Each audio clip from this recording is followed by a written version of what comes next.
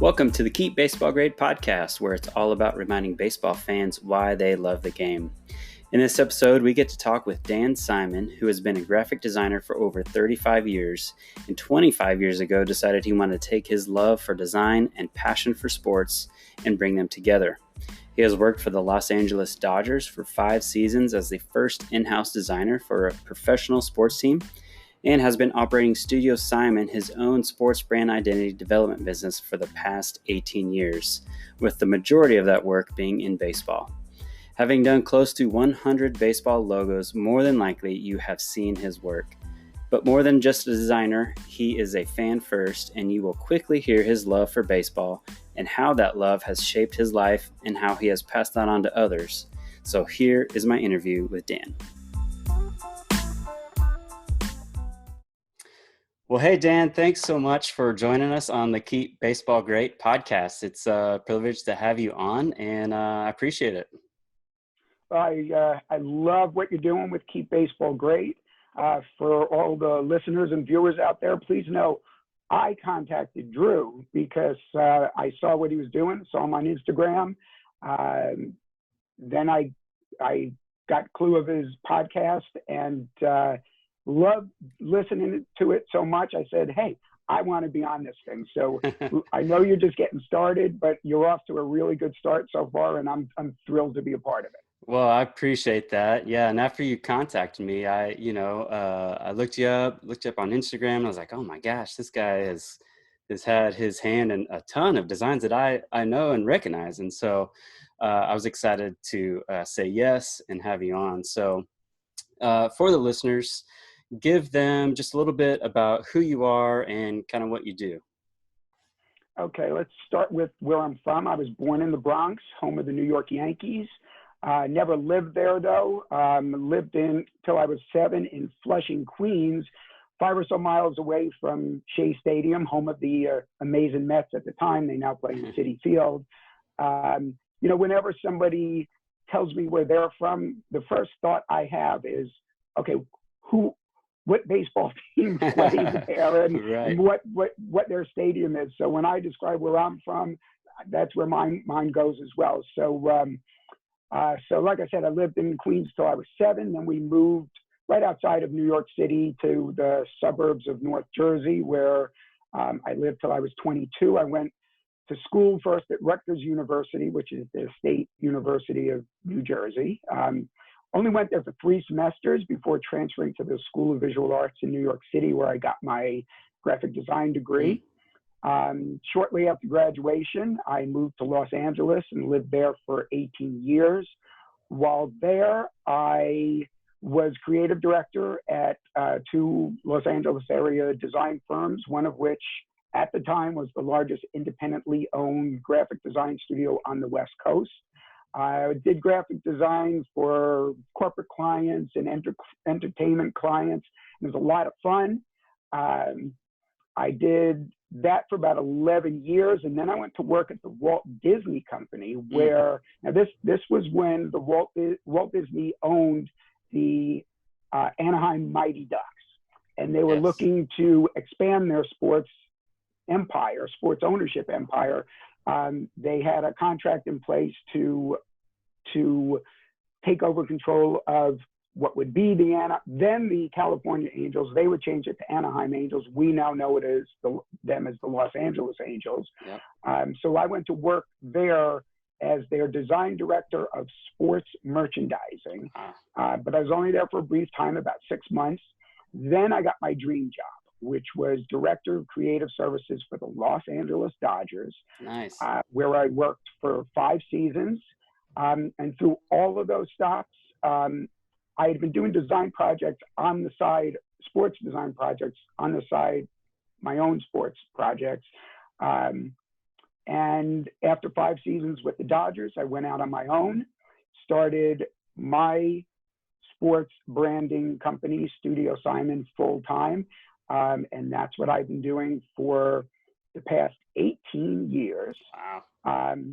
And through that all, one of the constants has been that I've always been a huge baseball fan. I have 2 sons, Both of them have baseball names. My oldest is Cooper, as in Cooperstown, and my younger son is Casey, as in Casey Stengel and Casey at the bat, Mighty Casey. I'm also married. I have a very understanding wife, as you can tell by those baseball themed names for my boys. Her name is AJ, but I didn't name her. That's awesome. Actually, a non-baseball thing, her parents obviously named her, and they named her AJ because her dad was a race car driver, and as the story goes, she's named after AJ Foyt. Well, there you go. So you got a little background of naming after sports figures, so that's cool. Yeah.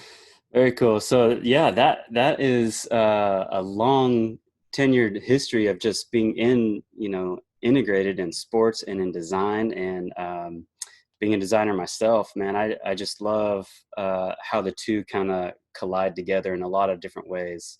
A lot of memories, my memories, are baseball cards and the designs on the cards, or the colors of uniforms. And so I love how those two kind of interact. But tell me about your shift. So you talked about being, for designing for design firms or designing for Walt Disney Company. What was the shift? You said, okay, I'm going to go out on my own and I'm going to just solely focus on sports branding. Well, it started before I went out on my own. I worked at a place, I mentioned the place that was the largest independently owned graphic design firm on the West Coast. It's a place called the Mednick Group. And it was, like I said, living in Los Angeles, did a lot of entertainment work. We also had other clients like Pioneer Electronics and Sega and Nintendo and toy companies, all different manner of graphic design.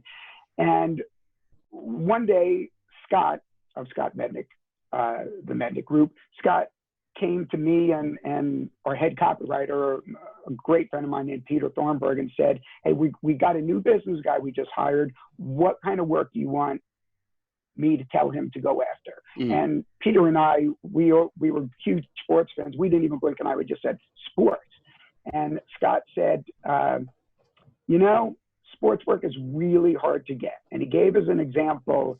At the time, the Minnesota Timberwolves were a basketball team, were an expansion basketball team. And the hottest graphic design firm in the United States at the time was this place called the Duffy Group. And Duffy Design, I'm sorry, I think they later changed their name to the Duffy Group, Duffy Design. And they offered to do the Minnesota Timberwolves brand identity development for free. And they were from Minnesota. It wasn't like they were they were local. They were the best in the country. And the Minnesota Timberwolves wouldn't give them the job. And he used that as an example of how tough it is to get sports work. Wow. So, Peter and I kind of went back to our offices, or one of our offices, and we were talking, and we said, you know what, we're going to make, if Scott doesn't think this can happen, we're going to make this happen. So what we did is in graphic design, as you may know, being a graphic designer, what you do and what you show is the kind of work you then get more of. Right. Your portfolio, if you're showing something for a movie poster, let's say, you're going to get entertainment industry work. If you're showing stuff for dentists, you're going to get stuff in that field. So what we realized we needed to do, because we didn't have any of this in our portfolio, was we needed to put together a sports design portfolio. Now, this is before the day and age of, frankly, computers were only just then starting to be part of the workplace. You didn't have all these templates and things where you can mock things up and make a brand identity look like it's real without it ever, with it just being speculative. So what we would do is we would go out to mom and pop sporting goods stores. We would buy blank jerseys. We would go to flea markets and swap meets, and we would buy old football helmets. We would get the football helmets reconditioned. We would design logos and put them on those football helmets. We would do these jerseys, and at first, Peter's wife, Ginger, would we would buy all the fabric and stuff and cut out all the lettering and logos and stuff that were going to go on the jerseys. And Ginger was a crafty person, had a sewing machine, and she would sew everything onto the jerseys for us. And that lasted about 2 or 3 jerseys. And then she said, you guys are going to learn how to. That's right. So she taught us, and I can say that at one time I knew how to spin a bobbin. That's something you do. More than I can say. And so we started sewing our own jerseys, and we put together a sports design portfolio. A friend of mine, Paul Conrath, a photographer, photographed all of it, made it look all very nice. And we put together we had what looked like a professional sports design portfolio. And then something serendipitous happened, and it's kind of a long story, and maybe not a long story, but I'll go into. Do you want to hear real quick what happened? Yeah. I'm in. Okay. I'm all in. Okay. My dad. So we had this sports design portfolio in place, not knowing now what we're going to do with it. Right. It's like the Boy Scouts credo: be prepared. At least we knew if something happened, we would have a sports design portfolio. My parents are at a wedding reception, and I'm living in Los Angeles at the time. They were still living in New York, and they were at a wedding reception in New York. And my dad, at their table, is seated right next to a gentleman whose name is Marvin Goldklang. Now, that probably doesn't mean a lot to most baseball fans out there, but turns out Marvin Goldklang was and still is a baseball team owner. And he owned I'm trying to think of, they were known at the time as, well, they were originally the Miami Miracle. He moved them to Fort Myers, and they became the Fort Myers Miracle. They were an independent team, which means at that time, they did not have an affiliation with the major league team, but they had just signed an affiliation agreement with the Minnesota Twins. And he wanted to redo their identity to reflect the parent club's identity. And he was talking to this came up in conversation with him and my dad. My dad's a huge sports fan, and that's where my sports fandom came from, was my dad. Yeah. And my dad said, well, my son wants to get into sports design. And Marvin told my dad, have him call me. I contacted him, and the first thing he said was, what have you done? And I had to admit to him, haven't done anything, but I do have a sports design portfolio. I sent that to him. This is back in the day when you couldn't just go to my website or send them a multi-page PDF showing all your work. So I had to mail him the portfolio. He saw it, saw enough that he liked, and I got that job. That was 1993, the brand identity for the Fort Myers Miracle. And that begat more work and more work, and eventually things played out the way that I described in my career history. Went out on my own, and here been doing it out on my own been doing sports design for over 25 years, on my own for 18. That's incredible. I love the hustle there. That's stuff, like you said, our age, where we can just pretend it exists and email it over, doesn't require as much hustle as you had to go through. And so we kind of lose that little bit of hard work behind the scenes stuff. But I love. I'm sorry, go ahead. No, I was going to say, I love it. It's very inspiring. Just even now, as I'm thinking through, okay, what are some things I want to do, even with Keep Baseball Great or design stuff. But it's inspiring kind of hear those types of stories, and to hear how long you've been on your own too, and the amount of stuff that you've done too. So it's really cool. Thank you. Yep. So, like I said, I was looking through, like your Instagram and stuff, and some of the logos. I mean, give us a quick. I mean, minor league baseball logos are probably one of my favorite, just because of like how outrageous and fun they are. It's not like baseball's a little more. I don't want to say vintage, but classic. Whereas minor league is just like, there's no box to stay within. It's create anything you want and make it look cool. And that's what you have done. So give us, I know for me, like is it the Savannah Bananas? Yeah. Oh man, that's so good. The logo is awesome. It's probably one of my favorites. But give us your most memorable logo that you've been able to do this far. Well, there's a big difference between memorable and favorite, and I can't tell my favorite because they're all my children, Yeah. and I love them all the same in different ways. They all have something that makes them special. Memorable. I remember when I was younger, there was a beer, there still is, called St. Pauli Girl. Mm. And I remember an ad they did that the headline for which was, "You always remember your first girl," which I thought was a pretty clever line, double entendre there.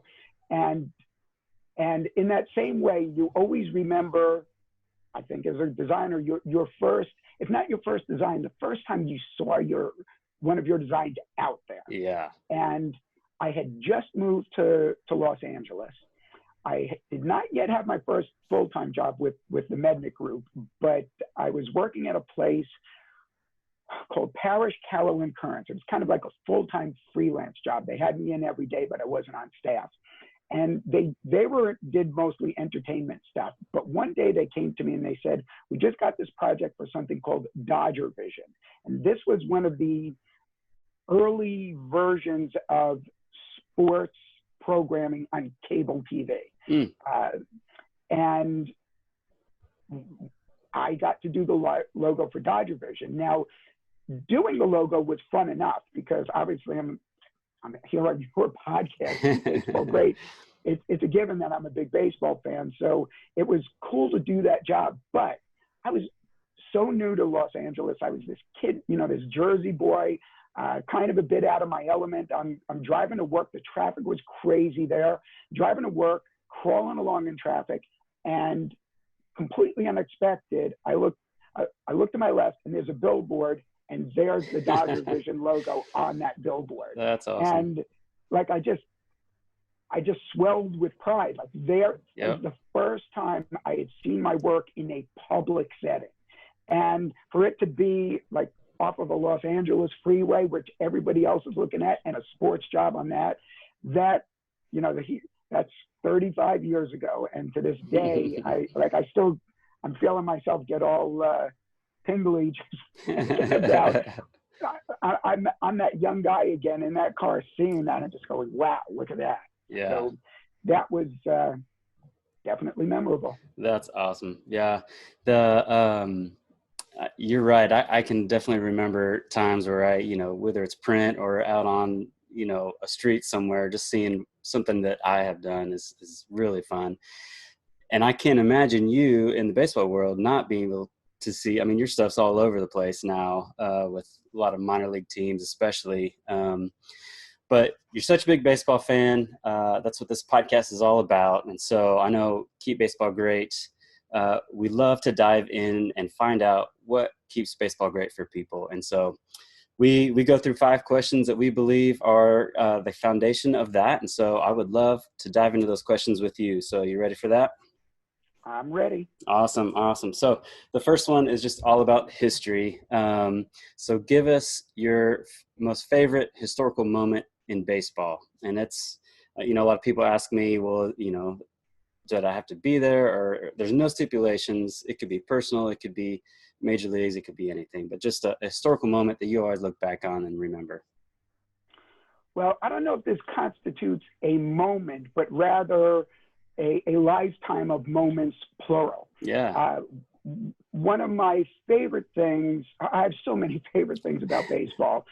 It's amazing trying to narrow it down to just one thing, but I love old baseball stadiums. For me, they're like architectural time machines. And you go to a place like Wrigley Field, which opened in, help me here, 1915, maybe 1917. Around there, yeah. Over 100 years ago. And by the way, Wrigley Field is my favorite place in the world.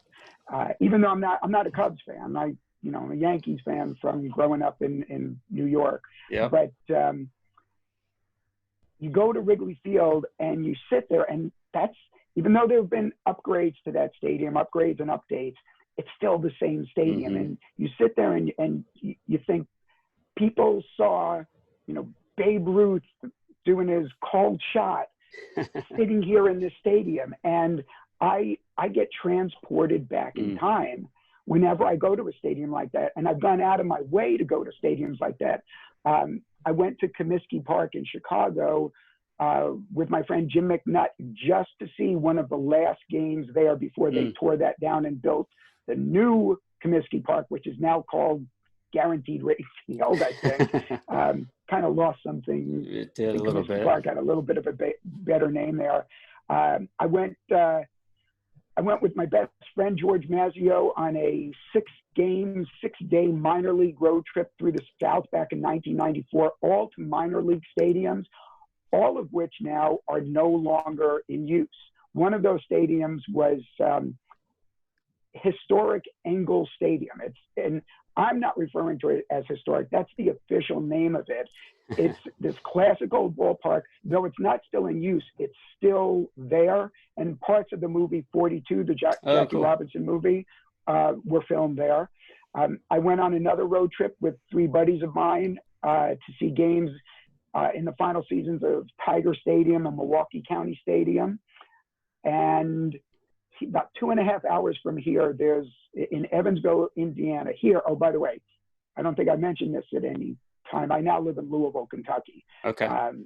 So 2.5 hours from here in Evansville, Indiana, is a place called Bosse Field, which opened in 1915, and it's still in use by an independent minor league baseball club called the Evansville Otters. They play in an independent league called the Frontier League, and scenes from the movie A League of Their Own were filmed there.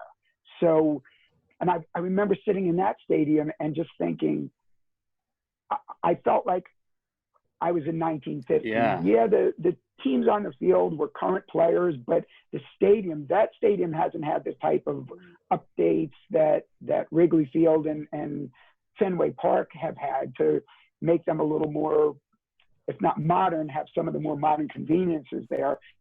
This was just an old ball yard, and I loved it. Now, here in my office, this is where this all gets personal for me. Now, it's personal in some ways because all of these trips were done with family and friends. I went to Bosse Field in Evansville with my sister. But here in my office, that way, I've got 2 stadium seats. One is from Yankee Stadium and one is from Comiskey Park. They're the old wooden seats with the original paint on them. And I found out after we got that Yankee Stadium seat back in 1973 when they refurbished the old Yankee Stadium or renovated it, I found out that one of my grandfathers worked painting the seats at Yankee Stadium. Now, they got painted a number of times throughout the years. Now, there's no way of knowing if he painted that seat, but he might have.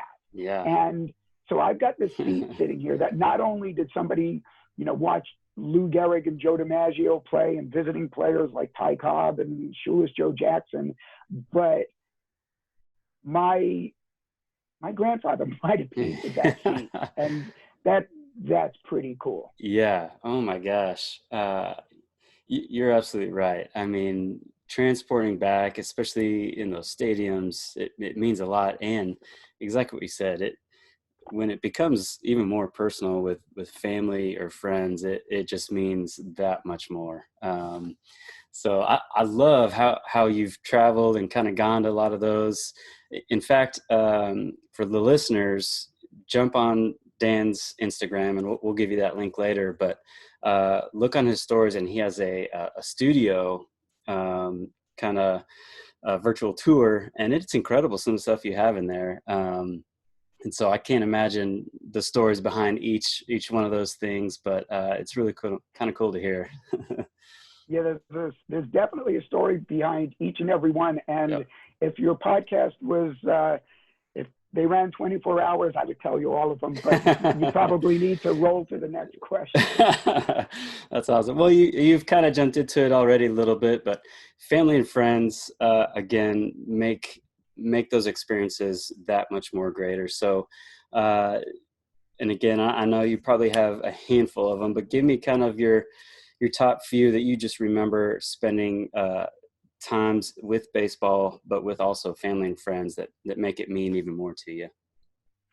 Well, a few of them. I'll keep it to three. And I'll try to keep them short. My dad came to visit us here in Louisville back when my kids were still pretty little. I'm going to estimate they were 5 and 8 at the time. And we went from our house here in Louisville to St. Louis, which is about 4.5 hours away. And we did a trip there. And of course, we go to very few places where you can't go to a baseball game. That's usually a deal breaker. No baseball stadium Agreed. there. We'll find someplace else that does have a baseball stadium. So went to St. Louis, went to a game at Busch Stadium. My kids were little, and at that game, I taught them both how to keep score. When I was a kid, I liked to keep score at games. And I've got this picture of my younger son, Casey. He's only 5 years old, I'm estimating. And he's so small that he's sitting there, picture meaning a photograph. He's sitting there with his legs crossed, so he's small enough to fit like in the whole seat. And he's so little in the picture, and there he is with the scorebook, like keeping score and keeping it well. My older son, Cooper, who I also taught that day, he stopped playing baseball when he played for 3 years and stopped when he was 8 years old. But the next season, he worked with me as the scorekeeper for Casey's Little League team that I was coaching. Okay. So it was scorekeeping that was the only time that the three of us were like all on the same team, because there were 3 years there's a 3-year age difference there. So they would have never played on the same team. So by Cooper being the scorekeeper, Casey being on the team, and me coaching, the three Simon boys were all together, and that's about as good as it gets. Yeah, for sure.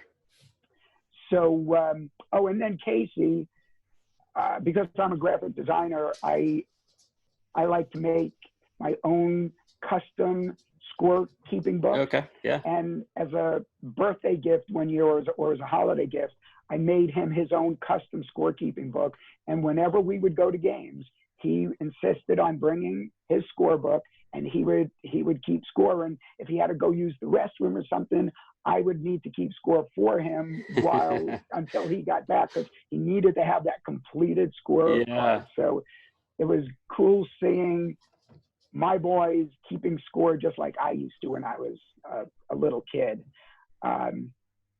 Now, so that's two stories in one right there. Yeah. Now here's one going back to when I was a little kid.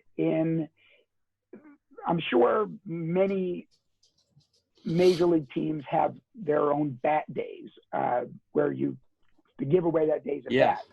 When I was a kid, you would get an actual Louisville Slugger. And when I was no more than 6 years old when this happened. My Uncle Lenny and his dad, his father-in-law brought my cousin Brett and I. My cousin Brett he's 2 weeks younger than I. We're basically the same age. Brought us to bat day at Yankee Stadium. Now, I was only 6 years old. I hadn't really become a big baseball fan, certainly did not know a lot about the game. So the only Yankees I knew at that time were Mickey Mantle, who everybody knew, even if you weren't a baseball fan. And then there was another guy named Tom Tresh, who was a shortstop and later an outfielder for them. And I only knew him because he had a cool name. It was alliterative. It sounded cool. So I knew Mickey Mantle and Tom Tresh. So when you go to bat day, you walk in and they would hand you an actual bat. Brett walks in front of me, and I said, "Who'd you get?" And he looks and he goes, "Mickey Mantle." And he's beaming, smile from ear to ear. And I'm thinking, this is so cool. I'm going to get a Mickey Mantle too. So I walk in, they hand me my bat, and I look at the name, and it's Jake Gibbs. Now, that's not going to mean anything to virtually every one of the listeners because Jake Gibbs was the Yankees' backup catcher. Oh man. And I had no idea who Jake Gibbs was. And frankly, I was crestfallen. It was like my cousin gets Mickey Mantle. Yeah. I get Jake Gibbs. So kind of a bummer at the time. But over the years, having gotten that back, which I kept, I formed this, I felt this special connection to Jake Gibbs. And he never had much of a baseball career. By the way, he was a quarterback at Ole Miss, and he was like one of the best in college football. So he was a multi-sport star back when a lot of athletes were multi-sport athletes. You know, he played for the Yankees in the early to mid, basically from the early 60s to the early 70s, about 10 seasons, all as the backup catcher. And he could have been a great football player, but he chose to play baseball instead and played for the Yankees. And fast forward 45 years, and my cousin Brett and I were about to turn 50. And for our 50th birthday, a milestone birthday, his family for him and my family for me, my sister Debbie, my dad, and my wife, they bought us a trip to New York Yankees fantasy camp. Oh, cool. And when we went to the fantasy camp, if for any of you who've been to a fantasy camp, there were former players from that particular team. At the Yankees fantasy camp, they referred to them as the Yankees legends. And there were 16 of them there, including David Wells, El Duque, Orlando Hernandez, older players like Al Downing, who as an Atlanta Brave gave up Hank Aaron's 715th home run. Okay. I'm trying to think of some of the others who were there. Ron Bloomberg, the first DH in baseball history. Bucky Dent, who hit the famous home run in the 1978 playoff game against one game playoff against the Boston Red Sox, and Mickey Rivers, whose bat Bucky Dent was using when he hit that home run. Those players were there. Oscar Gamble, Roy White. I'm leaving some out. I apologize to all of you guys. Luis Tiant, a great player. Some people believe he should be in the Hall of Fame. But also there was Jake Gibbs. Jake. So the first, and I am so excited now because I'm getting to meet Jake Gibbs. Yeah. So the first night of fantasy camp, they had a kind of like a meet and greet cocktail hour. And the first thing I want to do is find Jake Gibbs and tell him the story of my bat, which I did. And then I got into, with my cousin Brett and I, we had so many questions for him. One of which was, how did you end up choosing baseball over football? Because he was a major college football star. And he said, you know what? It's kind of noisy in here. This was in a gathering area, kind of like a party space at George M. Steinbrenner Field in Tampa, the Yankees spring training stadium. And he said, it's kind of noisy in here because everyone was in there talking. And he said, let's go out into the seats in the stands and let's talk. And so for about 45 minutes or an hour, my cousin Brett and I just sat there talking with Jake Gibbs about why he chose baseball, about playing with Mickey Mantle and Joe Pepitone and telling us stories. And that all started with that day at Yankee Stadium when I got Jake Gibbs back. That is incredible. I wish I was a fly on the wall when you got to meet him and just get to talk to him through that. That's really, really fun. So through that whole fantasy camp, I mean, was that kind of the highlight? I mean, you started off with that. I mean, it had to gotten better through that, right? Yeah, that's right. That's how it started. And you know what? It was incredible. They don't call it fantasy camp for nothing because it was a fantasy. Yeah. I think, like you, my understanding from having listened to your podcast is you played through Little League, but maybe played, I don't know if you played rec softball or whatever, but you didn't play competitive baseball beyond that. Right. And nor did I. Nor did I. So to be out there playing games in that stadium, hanging with all of these Yankee legends, being there with all these other Yankee fans, Yankee diehard fans, and I'll tell you, here's something that you wouldn't even imagine, you wouldn't even think of when you go to one of these things would be a highlight. But here is one of the highlights: the clubhouse attendance. You might think, well, what does that have to do with anything?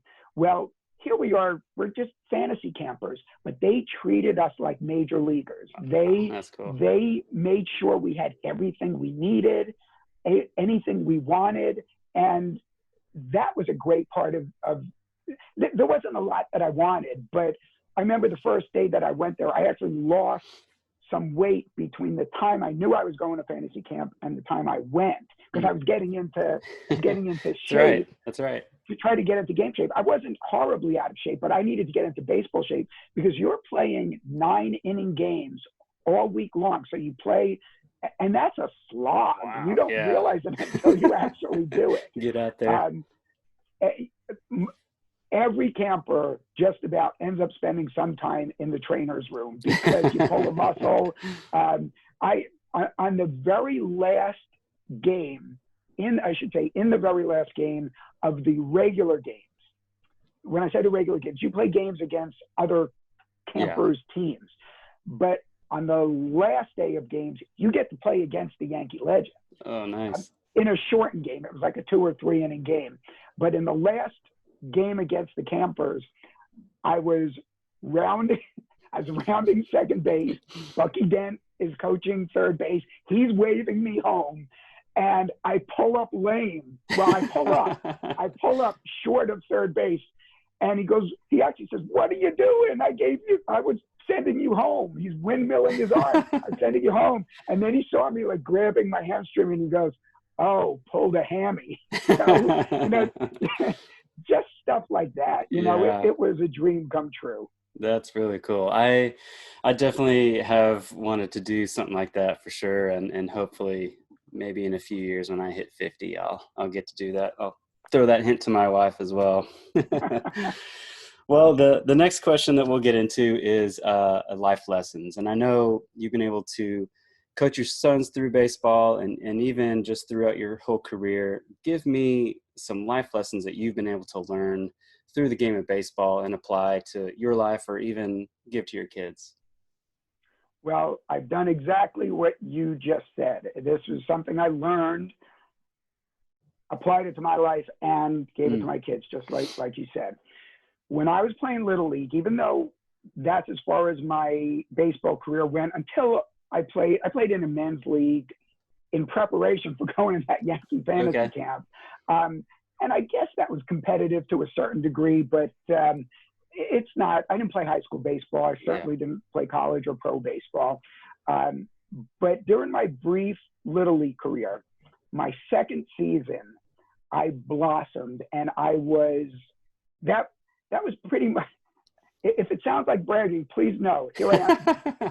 When you peak at 10 years old, that's not a lot. Yeah, right. But I did have a really good season. And one day, driving home from the game, my mom, it's just my mom and I, my dad hadn't made it to that game. He was working in New York City. So he couldn't get home a lot in time for my games because long trip back from New York City back to New Jersey. And we're driving home from Dodderwich Field in Wayne, New Jersey to our house on Mayfair Drive. And I was bragging about my heroics in that game. The hits I got, the plays I made, and I was feeling my oats. And my mom said to me, she said, "Dan, the great Joe DiMaggio." My mom was a big Joe DiMaggio fan. This I knew at the time. Oh, by the way, my middle name is Joseph.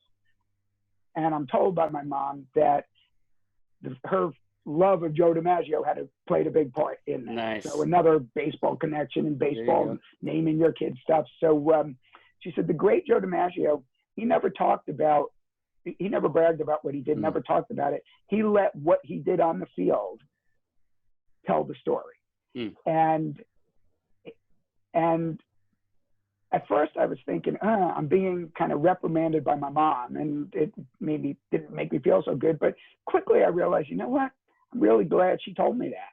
Mm. And for the rest of my career, and frankly, into my professional career as a designer, you know, one of the things with things like Instagram and your website and any kind of business actually is self-promotion, where you need to say, hey, look what I've done. Look how great I am. Hire me because I'm so great.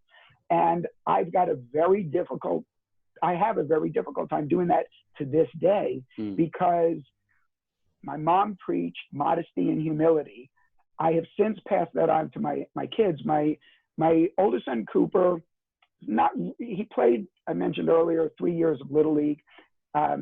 Didn't turn out to be a stick and ball sport kind of kid. He ended up being a cyclist, bicycling, and achieved great success in cycling. So he found his own thing.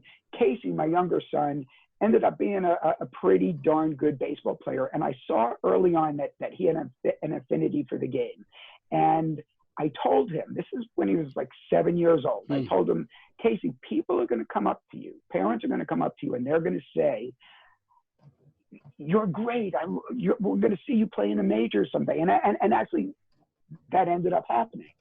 And people said things like that to him. And I said, when they do that, thank them, smile, and be humble. You don't have to say anything about yourself. They just said everything that needs to be said. And what you do on the field is going to say everything you need to say. And God bless him.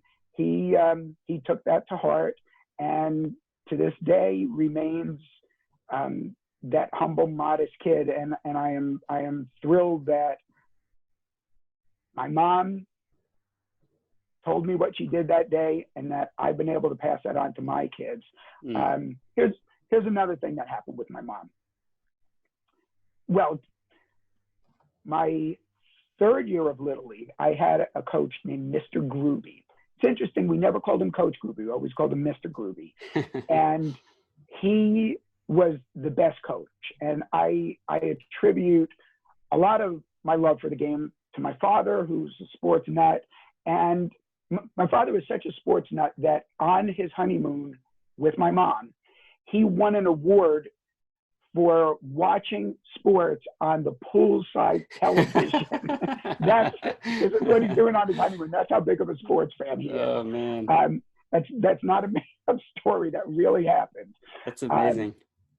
And so, but I also attribute a lot of it to Mr. Gruby. He made baseball an enjoyable thing for me. And at the end of that season, I wrote a letter to him and telling him how much I loved him as a coach, how much I loved playing for him, and how much he made me love baseball.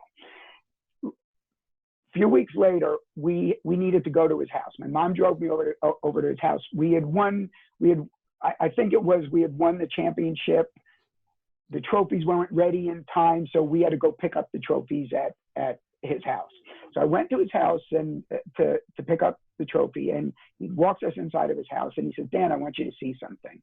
He walks me over to his fireplace, and on the mantle over his fireplace is that letter I wrote to him, and it was framed. He had this in his mantle over his fireplace. And that struck me as odd. I didn't know what to think about that at the time. I don't know that I was honored or anything. I just thought that was odd. So when I got back into the car with my mom, I guess I learned a lot in the car with my mom. So I'm in the car with my mom, and I said, why did Mr. Gruby frame my letter? It's just a letter. And she said, you know, Dan, people will go out of their way to complain about things, but they're less inclined to take the effort to say something nice. And you took the effort to praise your coach. And I just think he really appreciated it. And to this day, I remember that instance. And I try to remember to praise people when they do something worthy of praise. Mm.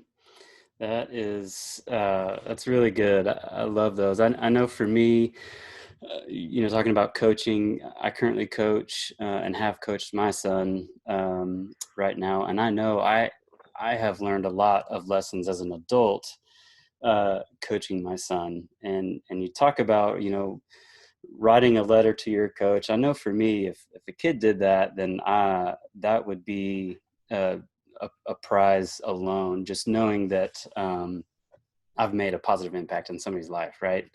And and I think I think that gets lost a lot now. Little league or youth sports today is a whole lot different, and I've had to learn through that process. A lot of people take it way more serious than it needs to be, and kind of lose that love for baseball. Hence, keep baseball great.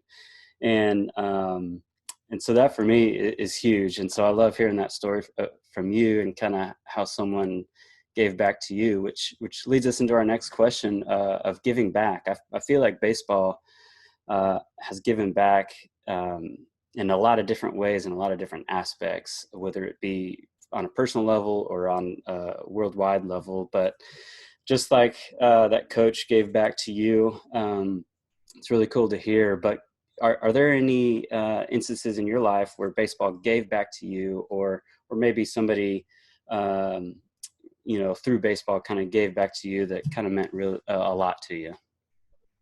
Well, you and I have a number of things in common. We're both designers. We both love baseball, and we talked about other things that were similar. And just as you are coaching now, that's where I gave back. And frankly, to the point you were making about how rewarding it is,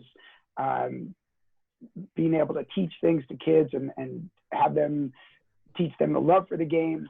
I found coaching to be one of, if not the most rewarding thing I've ever done. So kind of paying it forward. Mm-hmm. Mr. Groovy did that for me. And so here's what happened in my life. As great as it was playing for Mr. Groovy, I don't know that I necessarily planned on coaching myself. But when my son Cooper was playing, the first year he played, he was only 6 years old, he had a pretty good coach. But the next year he had just an absolutely horrible experience. Now, by the way, you might ask, well, why wasn't I coaching him? I did ask him if he wanted me to coach. And Cooper he marches to the beat of his own drum. He's very much an individual, and he didn't want dad coaching his team. And that was okay. And so I just wanted to enjoy sitting in the stand and watching him. There's still a lot of fun doing that. Mm-hmm. Except when you're on a team like he was this second year. This coach was everything that's wrong with coaches at the little league level. He didn't teach the kids a single thing. His son and his assistant coach's son got to play the premium positions, pitcher, shortstop, first base, where all the activity is going on. His kids and his assistant coach's kids got to bat in the 1 through 4 spots in the lineup. Some of the kids, including my son, never got to play the infield at all. They just were stuck in the outfield the whole season. It was painful. I never said anything to him because he was volunteering his time. I wasn't. I didn't feel it was my place to say anything to him.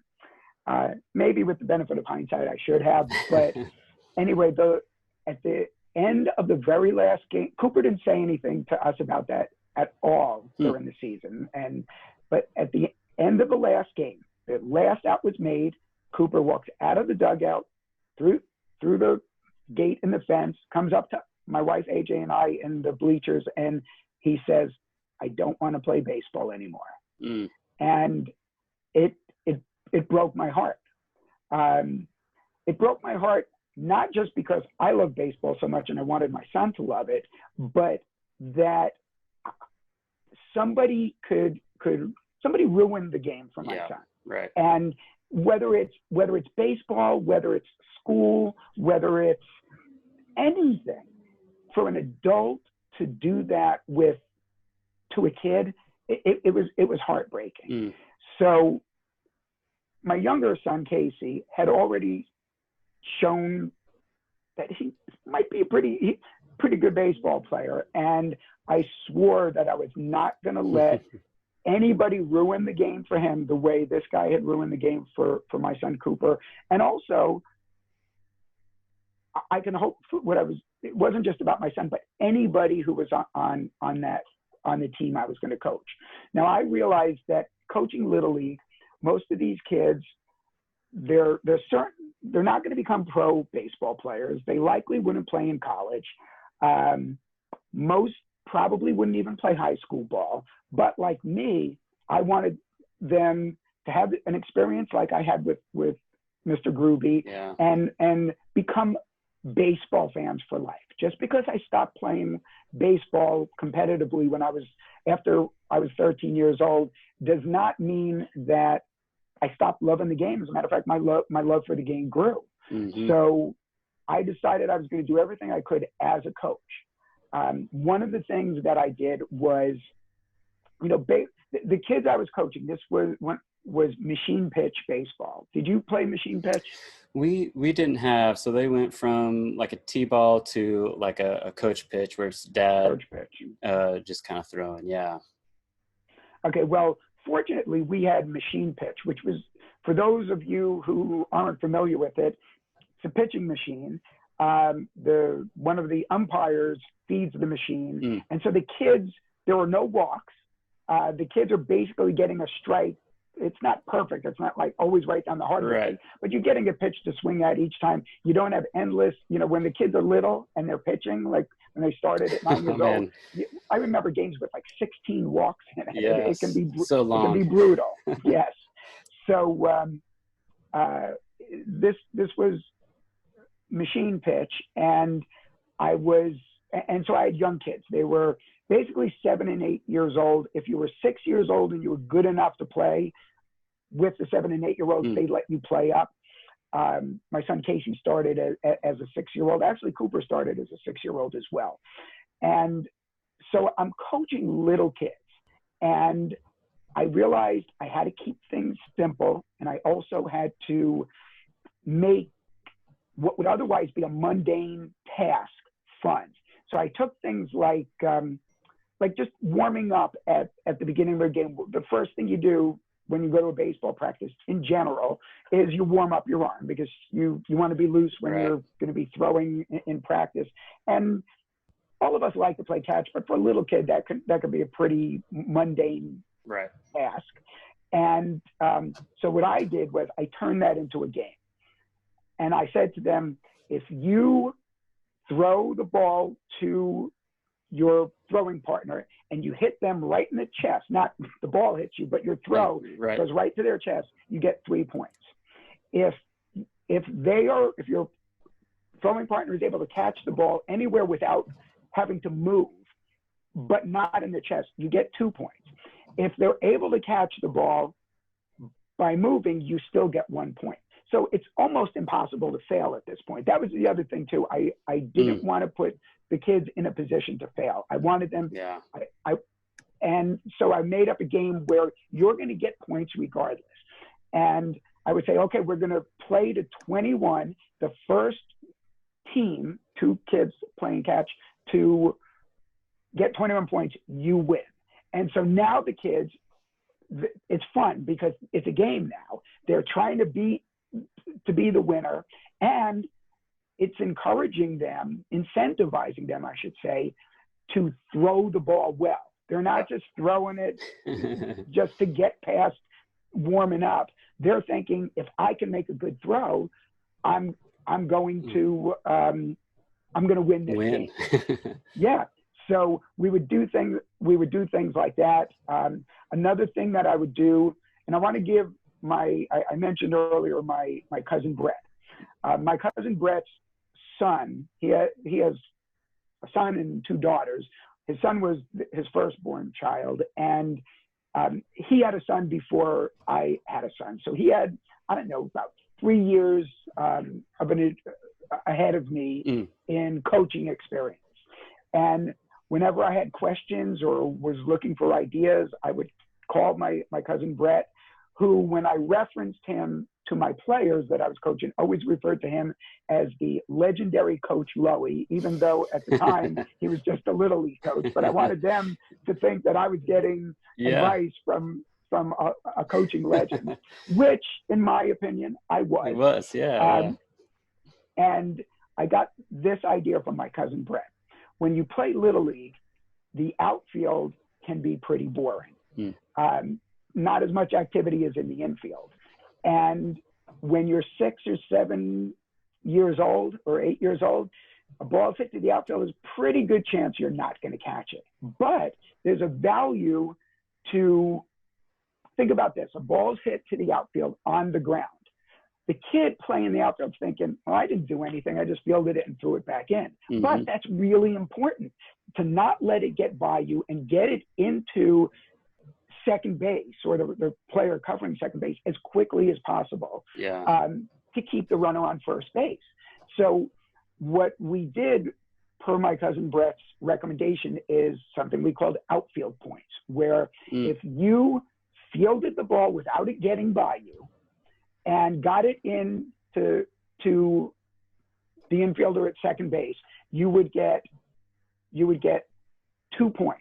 Now, if you caught a ball in the air or fielded the ball, threw it into the infield, and got it out at that base, you actually got 3 points. So you got 2 points just for basically getting in front of it, stopping it, throwing it to second base, and keeping the runner from advancing another base. And then there was, I'm trying to think of what 1 point was, but there was a point system. And in addition to keeping track of batting average and RBIs and the regular baseball stats, we kept track of outfield points. So the kids who primarily played the outfield, they saw value. They were an important part of the team, and there was quantifiable evidence that they were. If you were leading or in the top of the leaderboard of outfield points, you were praised for that, and you got recognition for that.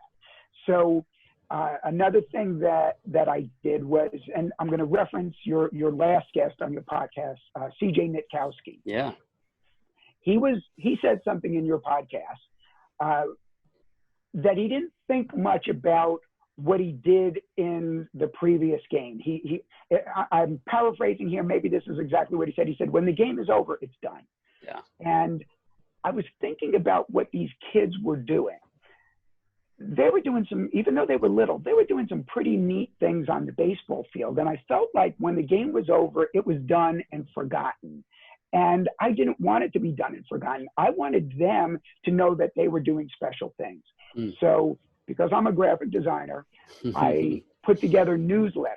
And in the newsletters, they had game recaps where everything from home runs to really nice fielding plays were covered, as well as special little things that players did, like even if they didn't get a base hit, if they hit a ground ball that moved the runner over, they got recognition for that. And I did these after other things in them, other things I did for the questionnaires at the beginning of the season. I gave the players a questionnaire, and it included things like favorite places to go out and, go out to eat, if you have pets, what they are and what their names are, as well as more fun things like, what do you least like doing? And I put together probably a 20-question questionnaire that they would then fill out and return to me early in the season. And I would do on these newsletters a player profile on each newsletter. Because I also realized that friendships are made, but you may not really know a lot about your teammate other than what goes on in the baseball field. Right. So I wanted them to know that they had a dog named Sparky, or that they didn't like to eat Brussels sprouts, or whatever the thing was. So I would write up a player profile on each one of these. I also wanted to educate them in a fun way. So on each of these newsletters, I would have spotlight, a professional player spotlight of stars of today and legends of yesteryear. And each one would have a different position. So we'd start with first base. And back then I had Albert Pujols as a star of today and Lou Gehrig as a legend of yesteryear, so that these kids who otherwise wouldn't know, they might know some of the current players, but certainly don't know players from the past. Right. I wanted them to learn about these players the same way I learned about them when I was a kid.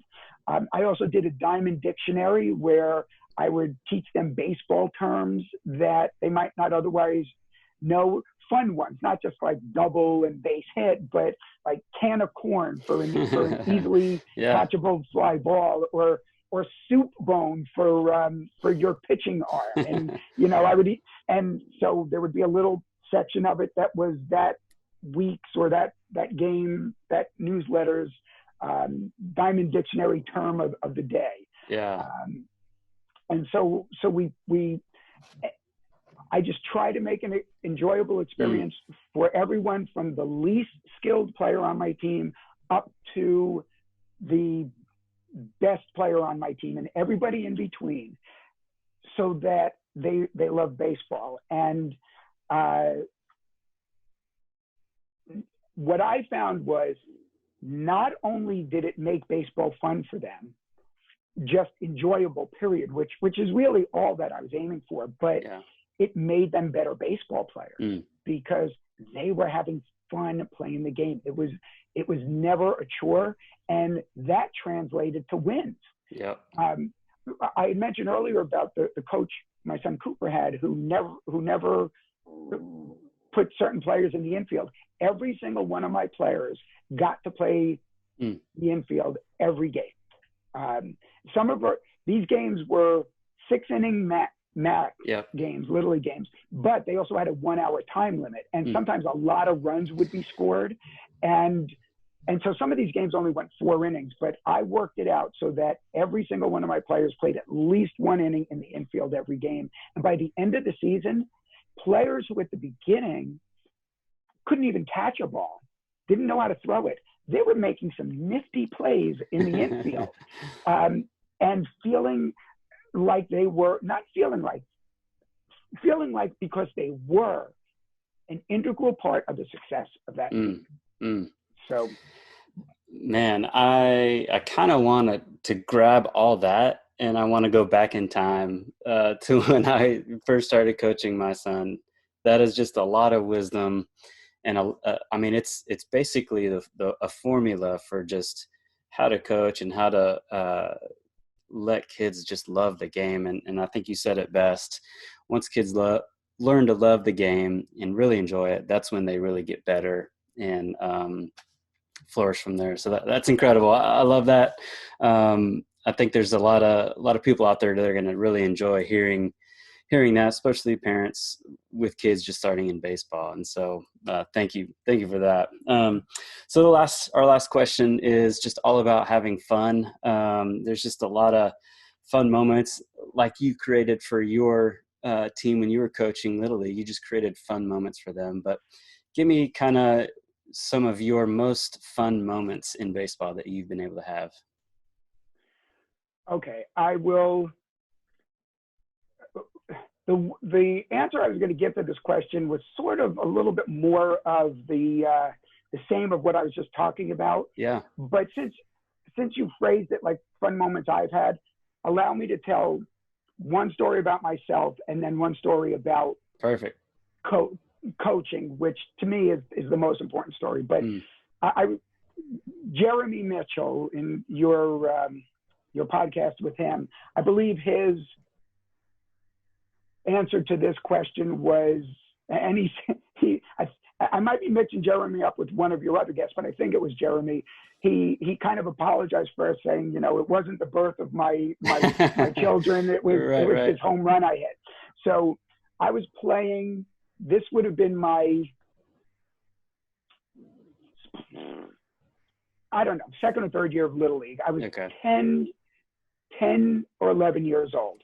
And we were playing a game at the field at Lafayette Elementary School in Wayne, New Jersey. And one of the reasons I mention that is because it's going to factor into this story. Dodowich Field, which was the home field of Wayne Little League, there were 2 fields there.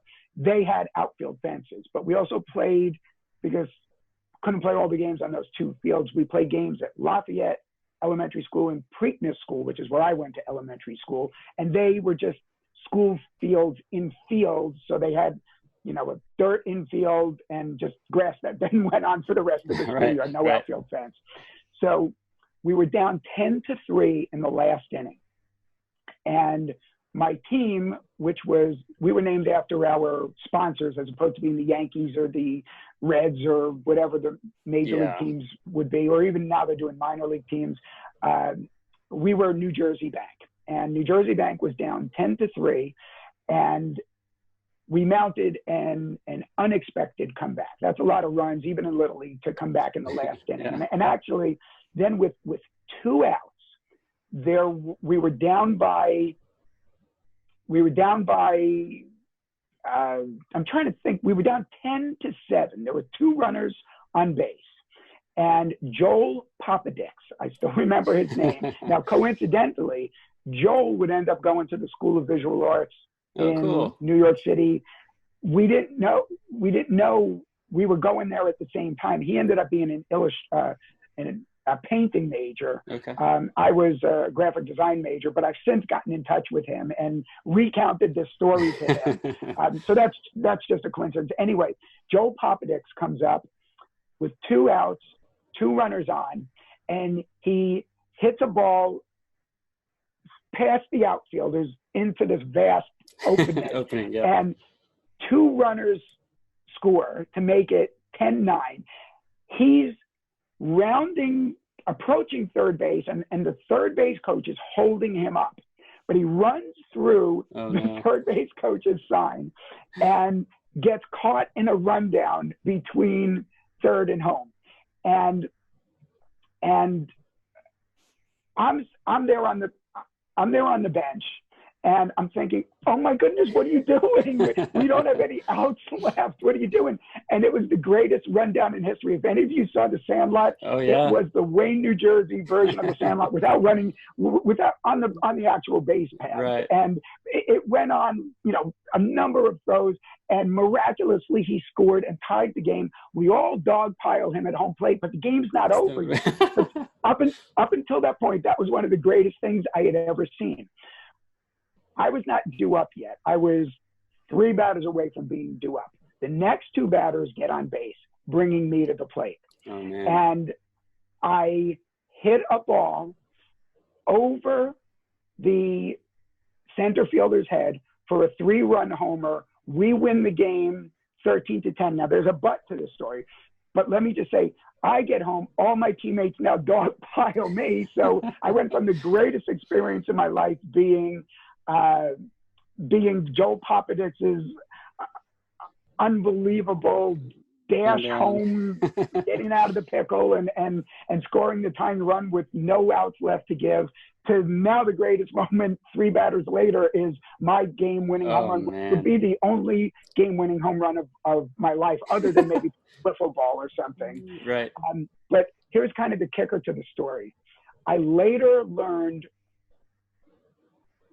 I knew the rules of the game, but I learned this rule, that since that field did not have a fence, as soon as the winning run, the 11th run scored, the tie-breaking run scored, the game was over, because the outfielder chased down the ball, threw it in, and I beat the throw home. So had this been earlier in the game, it would have been a 3-run homer. But since once that winning run scored, the 11th run scored, the game's over. So my game-winning home run, the only one in my life, actually got downgraded to a walk-off. Maybe a double or a single. Okay. Well, hey, so, I won't tell anybody if you don't, but a 3-run home run. Everybody who listens to the Keep Baseball Great podcast now knows, and now the cat's out of the bag. That's so, right. That's right. That's what? I had another story, but I realized we've probably been going on. No, you know what? Go for it. Go for it. One more? Yeah, One yeah, more? Okay. yeah. So my son Casey graduated from playing Little League. Technically, it wasn't Little League. It was Cal Ripken baseball, which is like Little League, but we all call it Little League. Graduated from Little League. He became a pretty darn good player, and he started playing travel baseball. And in his 11U season, he played for a team called the Louisville Longhorns. And his coach was a guy I now consider one of my best friends named Rick Arnold. Rick Arnold played college baseball at the University of Louisville. He later coached. He was the pitching coach at the University of Louisville. So he was a Division I coach. And here I had one of the most knowledgeable baseball guys I've ever met. And I got to coach along with him. He was the head coach. I was an assistant coach. And just sitting in the dugout with him, learning baseball from somebody who knew as much as he knows was such an honor and a treat for me. And that season, the 11U season, was under his coaching, was an amazing season. We had great kids who were great players. Every single one of those kids went on to play high school baseball. Most of them went on to play college baseball. We also had obviously great coaching from Rick Arnold and great parents. It was a magical summer. This team won. They played, I believe, 12 tournaments. They won 6 of them, were runners up in 2 of them. And it was just an amazing team and an amazing summer. The next year, he played for the same team, but as a 12-year-old in the 12U season. And given that previous season, there were pretty lofty expectations for the kids. And those expectations came from we coaches, came from the parents. You know, these kids were now expected to win. Yeah. And they did very well, but they didn't do as well as they had the previous season. And it occurred to me one day that the reason for this was where the weight of those expectations on their shoulders, and the fact that baseball wasn't as fun as it was was getting too serious. So I called the legendary Coach Lowy and I explained to him our dilemma. And I said, I need something to bring back the fun. And I'm not going to tell you what he said, because I'm going to describe what happened. Okay. So I called up Coach Arnold and I said, listen, I want to do something at the end of practice, next practice. I'm not going to tell you what it is. Trust me, this is going to be good for the team. And thankfully, Rick trusted me. And at the end of a very well-run practice by a great coach, Coach Arnold said to the kids, okay, before we leave, Coach Simon has something he wants to do with you guys. So I gathered everybody up around home plate and I said, okay, we're going to do the relay race. Now this was a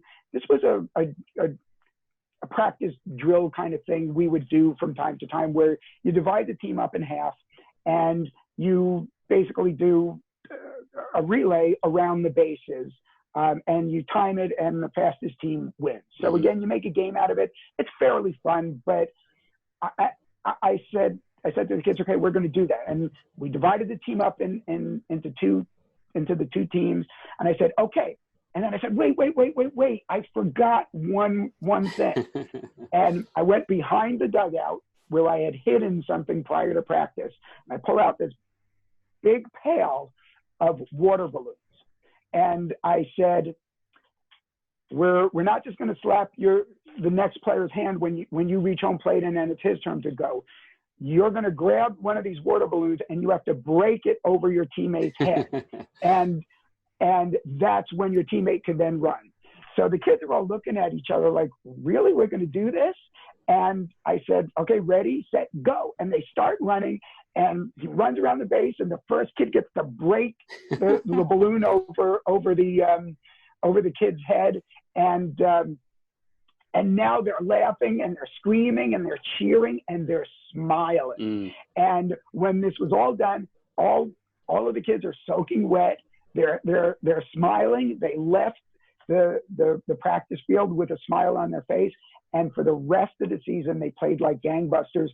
Not just because of that, but because we coaches remembered, you know what, this is more serious baseball than we were playing in rec baseball. But you can't forget that if you're not having fun, it's not worth doing. Yeah. So there's my final story.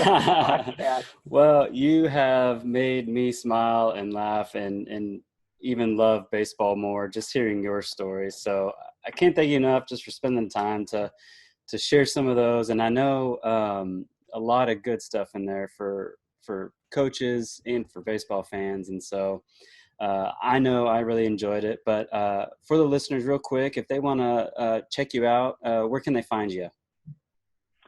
They can find me on Instagram at studio_Simon, SIMON. They can find me at my website, which is studiosimon.com or .net. It's actually studiosimon.net, but .com will send you there as well. Gotcha. And I'm also on Dribbble. For those of you who don't know Dribbble, it's with 3 B's. Drew is on Dribbble as well.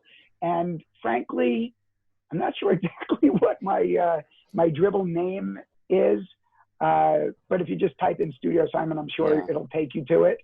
And that's where you can find me. And if you're ever in Louisville, Kentucky, look me up. And once we can move past these quarantine and social distance restrictions, come by and visit my studio where you can see all these things that Drew was talking about earlier. Man, around my studio. Yeah, for sure. Go check out his Instagram. You've got a lot of great stuff. You're super talented storyteller, but also graphic designer.